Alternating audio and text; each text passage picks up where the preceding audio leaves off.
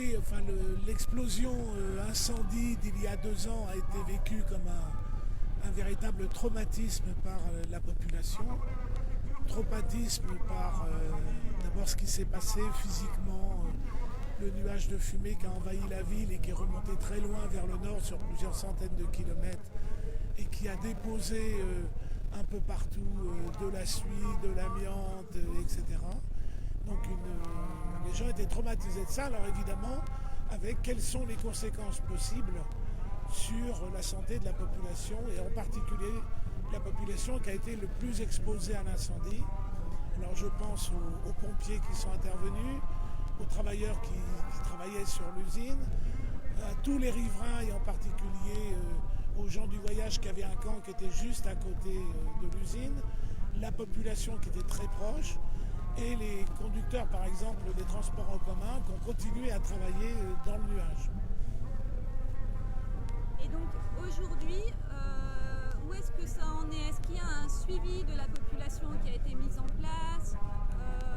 Qu'est-ce qu'on peut faire aujourd'hui pour soutenir les victimes actuelles et les futures victimes de cette explosion à Lubrizol? Alors il y a eu en fait 3 démarches qui se sont faites depuis l'incendie.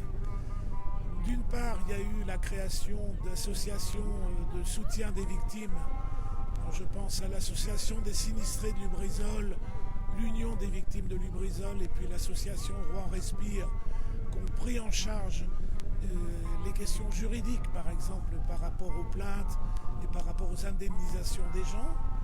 Il y a eu une enquête santé à laquelle j'ai participé, faite par l'association Respire, sur les conséquences immédiates sur la population et les problèmes de santé que ça posait, invitant les autorités à prendre des mesures. On réclamait d'ailleurs que les mesures qui soient prises soient du même type que celles qui étaient prises à Seveso. Santé publique France a fait une enquête en méprisant un petit peu le travail qu'on avait fait. En fait, 1 an et demi après, on sortit des conclusions qui sont très proches des nôtres. Et pendant ce temps-là, rien n'était fait. C'est-à-dire qu'il n'y a pas de réel suivi de la population. Au niveau des indemnisations, c'est l'histoire des procès. Et ça va être relativement long. Et puis, il y a le fait qu'on n'a pas envie que ça se reproduise. Et donc, quels sont les moyens aujourd'hui qui sont mis en place pour à la fois protéger la santé des gens, mais aussi protéger et répondre aux questions légitimes des gens par rapport à l'emploi. Est-ce que tu penses qu'on est dans le cadre d'un crime industriel? Alors, crime, je ne sais pas, parce que pour ça, il faudrait qu'il y ait des victimes. Et que des victimes, pour l'instant, il n'y a pas eu de victime de mortalité directement assimilée à ça.